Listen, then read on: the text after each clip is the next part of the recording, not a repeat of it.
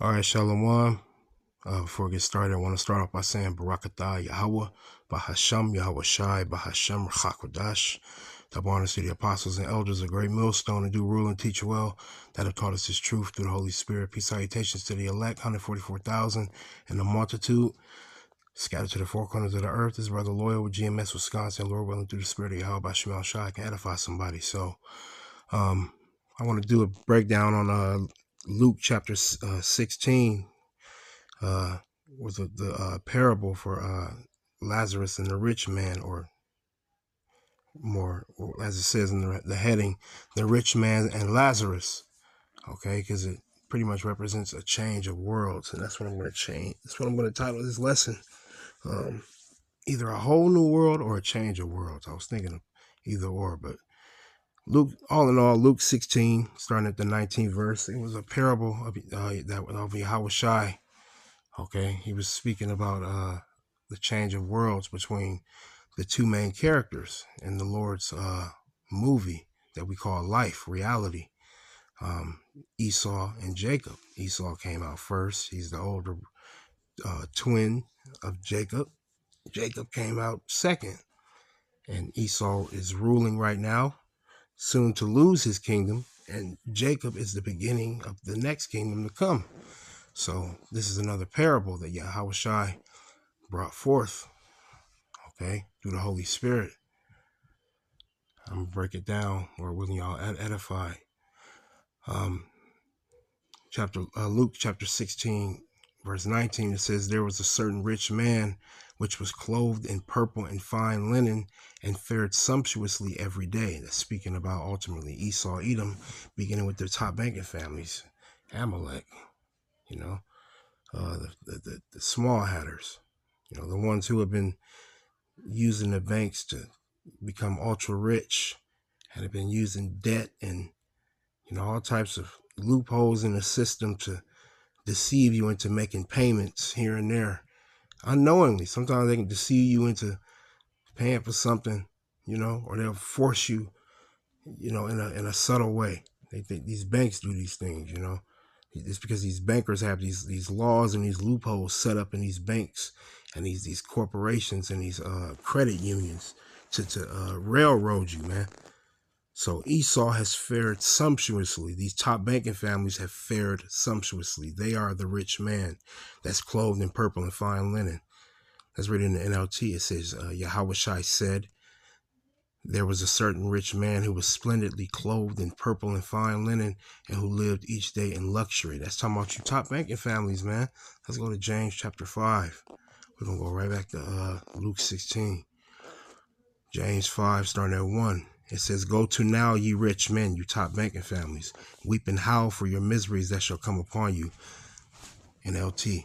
Look here, you rich people. Weep and groan with anguish because of all the terrible troubles ahead of you. That's what's coming upon the top banking families with the Edomites on down, along with the other nations, and 2/3 of the nation of Israel. Ultimately, when the end arrives, you know, when all hell break loose, starting when all hell break loose, of course. We in those days now, man. Like it's building up gradually, man, where it's getting more and more tense amongst the nations, you know, where there's back and forth tariff wars and, you know, trade wars and, you know, all types of silent wars you're not aware of, all types of disputes, you know, back and forth. Some people doing a little sensationalism for the camera, you know, whatever it may be. But ultimately, these top banking families are controlling the scenes behind the scenes, and they telling this person to do this, telling the left to go up against the right, but they controlling both sides, man. So the Lord says they're going to weep and howl for the miseries that shall come upon them. Verse 2, your riches are corrupted and your garments are moth-eaten, because they have reaped the astronomical benefits of riches in the earth through, colonialism, just deep levels of deceit, okay, and extortion. Esau is an expert at doing these things. Verse 3, your gold and silver is cankered, and the rust of them shall be a witness against you, and shall eat your flesh as it were fire. Ye have heaped together treasure together. Ye have heaped treasure together for the last days. Esau ultimately he got these deep underground bunkers too that he's going to try to hide in the day of the Lord. Okay, he's going to try to use it. You know, I believe it's spoken of in Revelation the 6th chapter. It goes into how they're going to try to hide in the holes of the rocks, man. Okay, and ultimately they're going to try to hide from the Lord and hide from their judgment, but they can't, man. That's why it says in the NLT, your gold and silver have become worthless. The very wealth you were counting on will eat away your flesh like fire. Because ultimately the thermonuclear missiles is going to come down, raining down on Babylon the Great, man. This treasure you have accumulated will stand as evidence against you on the day of judgment. All of your crimes, your wickedness, all the deception and lies and the land you've stolen, the people you've killed innocently, all the evil that you've committed in the earth, the witchcraft, the deception, man. Verse 4, behold, the hire of the laborers who have reaped down your fields, which is of you kept back by fraud, all right, your slaves, those you took into captivity and the descendants of them. Okay, we work, we don't get paid very well at our jobs, you know, and whatever you do get paid, you know, you have to pay taxes, man. You're being heavily taxed. So somebody is bringing in that money into their household, man. So it says the laborers who have reaped down your fields, those who you cheated out of money. It says, which is of you kept back by fraud, crieth. We're crying out to the Lord, man, to the Lord of hosts, Yahweh Shemel Shai. It says, and the cries of them which have reaped are entered into the ears of the Lord of Sabaoth. Okay, Lord of armies. It's ultimately Yahweh Shai. Okay, sits on the right hand of the Heavenly Father, Yahweh. Okay, verse 5, ye have lived in pleasure on the earth and been wanton. You have nourished your hearts as in a day of slaughter. Because Esau is proud too, you know, like it says in Psalm 49, their inward thought is that their houses shall continue forever. Let's go back to Luke 16, though. All right, let's break this down really quick, okay? So this is a parable of a change of worlds as well. You know, it represents how Esau is how he has enjoyed the riches of this kingdom. He's getting ready to lose those riches, and he's going to watch Jacob enjoy his kingdom while he's in captivity. Edom is in captivity, okay, while Jacob is ruling forever. The nation of Israel, beginning with the elect. Verse 20, and there was a certain beggar named Lazarus, which was laid at his gate full of sores. That represents the nation of Israel, man, you know, in captivity under the curses, you know, just in a bad spot. Verse 21, and desiring to be fed with the crumbs which fell from the rich man's table. Okay, wanting food, you know, in captivity, wanting to be fed, needing something to drink, just trying to survive and having to go to our enemies for want of all things, man. As in Deuteronomy 28. I believe it's around the 45th verse. How it says we have to go to him for hunger, for thirst, and in nakedness, and in want of all things, roughly paraphrasing. But it says, in desiring to be fed with the crumbs which fell from the rich man's table, moreover the dogs came and licked his sores, because you other nations have joined forces with Esau, Edom. All you other nations, all right, Ishmael, Ham, Ammon, Moab, all right, all of them, Elam, the other nations, they all conspire together, you know, to get a piece of the pie, man. And they're still reaping the benefits off us right now. They in our neighborhoods, you know, with their businesses and their, you know, whatever they got going on, they set up shop in the so-called the tribes neighborhoods, man, northern and southern kingdom. So Zechariah 1:15, it says, and I am very sore displeased with the heathen that are at ease, for I was but a little displeased, and they helped forward the affliction. So the other nations have joined forces with Esau, Edom, and have, you know, it's almost like they jumped in to get a piece of the pie, man, just so they can take it home for themselves. Even if they ran up in those temples and took whatever they could take. Just think of all the nations coming up in the nation of Israel's temples, taking all their gold and silver, you know, and their goodly pleasant things, man, the Lord's goodly pleasant things, and just taking it home. Whatever you get is whatever you get. But all nations conspire against the nation of Israel. That's what y'all did, man. So you helped forward the affliction, and you're doing it now with these fake hair shops and these fake hair salons, and all that, the nail shops, the gas stations with the outdated food. Man, the nation's just, but the Lord got the spirit on them to reproach us, man. Let's go back to Luke 16. So it says, the moreover, the dogs came and licked the swords. You other nations conspired right along with Esau. Verse 22, and it came to pass that the beggar died and was carried by the angels into Abraham's bosom, meaning that the nation of Israel, died. And because, of course, when the roles switch, Salakia, when the nation of Israel is on top, Edom is going to be on the bottom, and also the other nations as well. So it says, and it came to pass that the beggar died, which is Israel, the beggar, and was carried by the angels into Abraham's bosom in a position of comfort, being comforted. It says the rich man also died and was buried. So they both died, and ultimately that means whatever life you lived on the earth, you're going to live the opposite in the kingdom. That's what's going to happen, man.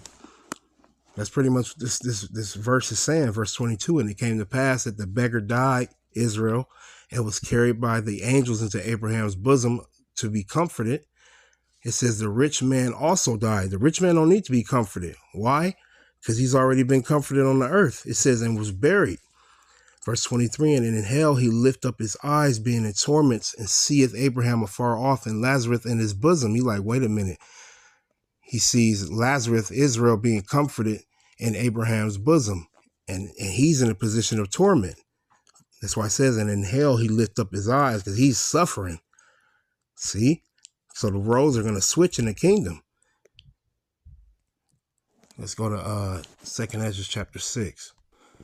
Change of world, 2nd Ezra 6, starting at verse 7, it says, then answered I and said, what shall be the parting asunder of the times, or when shall be the end of the first, and the beginning of it that followeth? So ultimately, when is the kingdom's going to change? When is this kingdom going to be done away with and the kingdom of heaven come?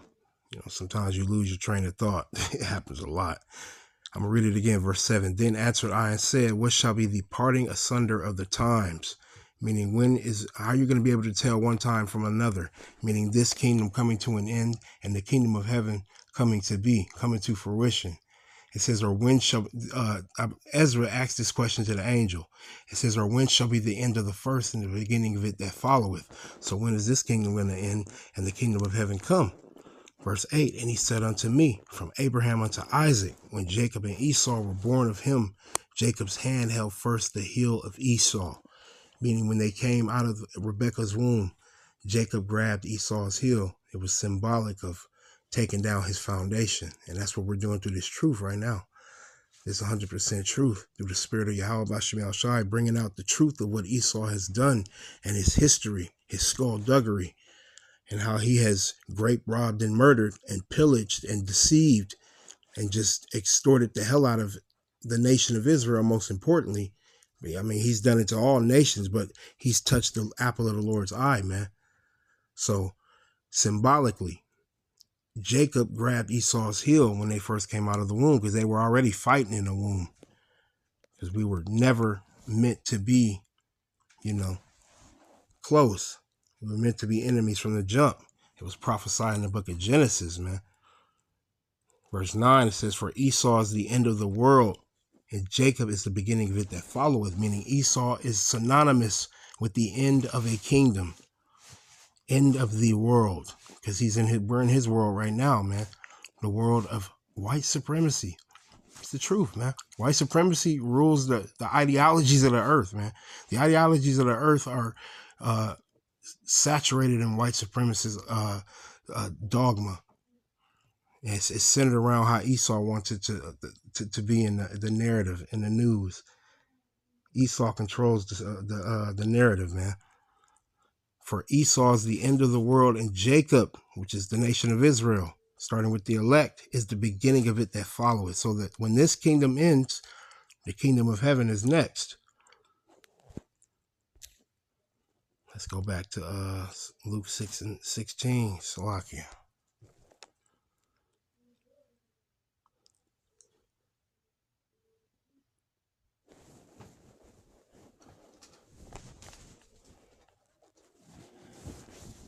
It's the book of Luke, chapter 16, starting at verse, let me see where I left off.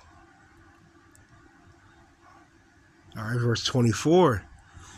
All right, because remember, Lazarus saw the poor man in Abraham's bosom being comforted. Slakia. No. So I just got that wrong. The rich man saw Lazarus being comforted, man. Slakia. I thought I was slipping the tongue. Slakia. And the rich man is in a position of hell and torment, anguish, suffering. That's going to be Esau in the kingdom. Verse 24, and he cried and said, Father Abraham, have mercy on me and send Lazarus. But Esau, you didn't show no mercy, man. You showed absolutely no mercy, and you showing none now, man. It shows in your laws and how you just carelessly take things away from the poor, man. You deprive the poor of justice, as it is written. And he's asking Abraham for mercy. It says that he may dip the tip of his finger in water and cool my tongue, for I am tormented in this flame. He wanted to be comforted. No. Did you comfort the nation of Israel while they were in captivity? No. You haven't done it yet. And you still proud, man. So, verse 25, but Abraham said, Son, remember that thou in thy lifetime receivest thy good things. Meaning what? Esau is ruling right now. He got his world. He got the fatness of the earth and the dew of heaven from above. All right, it says in Lazarus, and likewise Lazarus evil things, but now he is comforted and thou art tormented. All right, meaning you've been reaping the benefits of this kingdom. You're going to lose this kingdom. And the kingdom to come is strictly for the nation of Israel, starting with the elect. All right. And Abraham told that to the rich man. Because when you receive good things, we receive evil things, and we're receiving evil things now, man. All these unfair laws that Esau just, puts out there. There's no, you can't put say any resistance. People getting locked up for no reason. Brothers getting locked up for no reason for things they didn't do with no proof. They're just doing it to be malicious, to try to upset the ministry, but you can't. It's through the spirit of Yahweh Shemel Shai. So Abraham told, the rich man, look, you're going to suffer in the kingdom, man. Verse 26, and beside all this, between us and you, there is a great gulf fixed, so that they which would pass from hence to you cannot, neither can they pass to us that would come from thence. Meaning, when we're ruling, there's no way that you can rule with us. Just like we couldn't rule with you. There's no way that the so-called Negro, Latino, and Native Indian would rule in this kingdom right next to Esau, and Esau would be okay with it. Come on, man. We got another precept. It's the book of Daniel, chapter 2, verse 44. It's titled The Divine Kingdom. This is a future prophecy of the kingdom of heaven. Okay? After all these kingdoms that are that have been set up have failed, including Babylon the Great, the kingdom we're in now, the kingdom of heaven will come. Daniel 2 and 44, and in the days of these kings, talking about the kingdoms that were before, ultimately like the Assyrian Empire, Medo-Persian, Greek, Roman, okay, and of course America is the second leg of the Roman Empire. All right, in the days of these kings shall the God of heaven, whose name is Yahweh, his son's name is Yahweh Shai, set up a kingdom which shall never be destroyed. That's the kingdom of heaven. Indestructible, indescribable. You can't describe the kingdom of heaven in earthly human words, man. All right, you can give a description, paradise, but that wouldn't even, give it justice, man. Okay, and Salaki, for any noise you may hear in the background.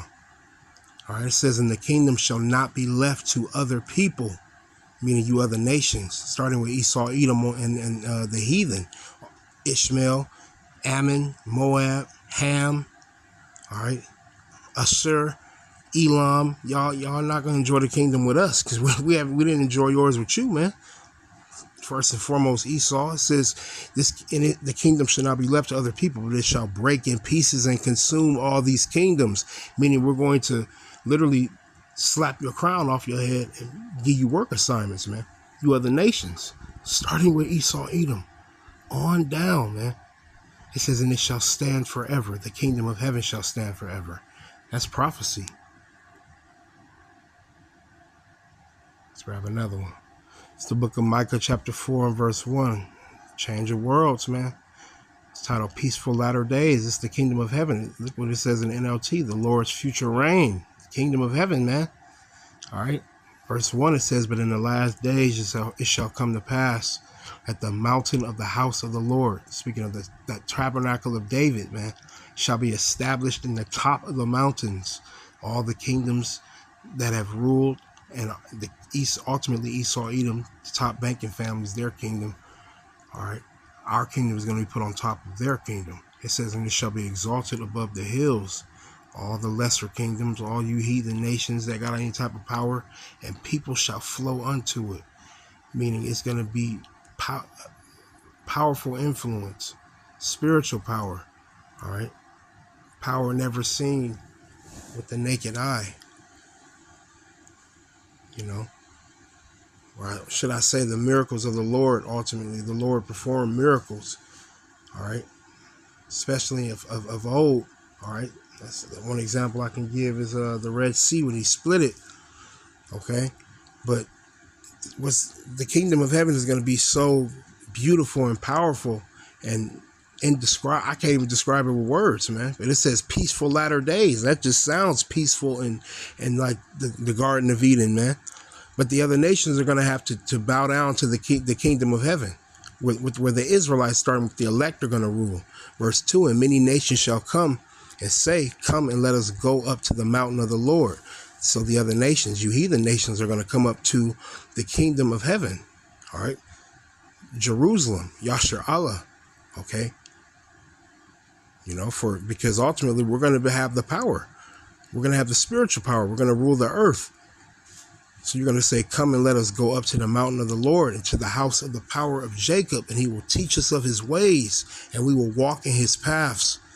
And that's what you're going to have to keep the commandments, man. You're going to have to keep the commandments that we follow, man. And you're going to have to do what we tell you to do, because we're going to be in power. You're going to have to walk in our paths. It says ultimately the paths of the Lord. All right. But the Lord is dealing truly and exclusively with the nation of Israel. And the other nations are going to have to fall in line with that, man. In a subservient position, though. There will be no equality in the kingdom. All nations will not, all right, rule in an equal position in the kingdom. That's a lie. That's replacement theology. That's supersessionism, man. See what it says here. I'm going to read it again, verse 2. And many nations shall come. All you other nations are going to come when the kingdom arrives, man. Because you're going to see who has the power. You're going to see who's flying around and who can appear and disappear, and who's riding, flying on chariots. You're going to see angels, and you're going to see spiritual power, man. So you're going to bow, man. It says you're going to say, come and let us go up to the mountain of the Lord and to the house of the power of Jacob, and he will teach us of his ways, and we will walk in his paths. For the law shall go forth of Zion, and the word of the Lord from Jerusalem. The Lord is going to work through the nation of Israel, through the tabernacle of David. All right. And the other nations are going to have to bow down to that, man. Verse 3, and he shall judge among many people and rebuke strong nations afar off, and they shall beat their swords into plowshares. Your fighting tools and weapons will become agricultural tools, man. Meaning you're going to become servants in the kingdom, you other nations. Starting with Esau, Edom, on down, and their spears into pruning hooks. Nation shall not lift up nation. Slakia. Nation shall not lift up a sword against nation, neither shall they learn war anymore. Meaning there will be no more wars, and we're in war right now, man. Come on, man. As much as they bomb in Gaza, they want that land.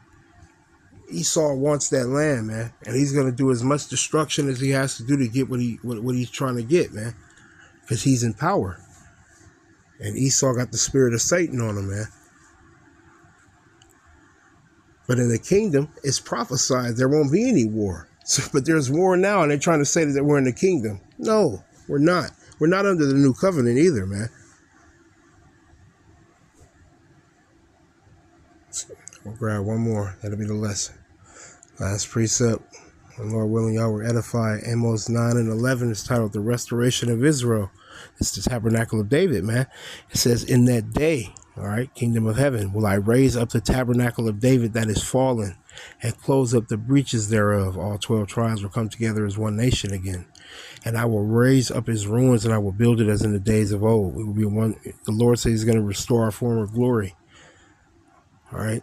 12 tribes will become the tabernacle of David, the nation of Israel.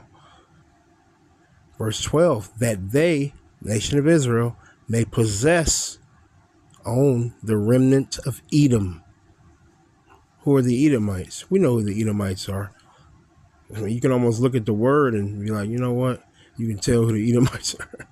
Just kidding. It says, and of all the heathen, other nations as well, that are not Israelites. It says, we're going to possess you. That's hard to come, you know, that's a new world right there. That's not where we're at right now. We don't own you in this kingdom. We are servants in this kingdom. That's why it says, he that leadeth into captivity shall go into captivity. You know, a whole new world is coming. The nation of Israel is going to be on top. All right. Tabernacle, starting with the elect, tabernacle of David on down, man. All right. Our King David, 12 disciples. All right. That they may possess the remnant of Edom and of all the heathen which are called by my name, saith the Lord that doeth this. All right, I'm going to leave it there, man. Lord willing, this lesson was edifying. I want to give all praise, honor, and glory to Yahweh, Bashem El Shai, Bashem Kakodesh, Shalom.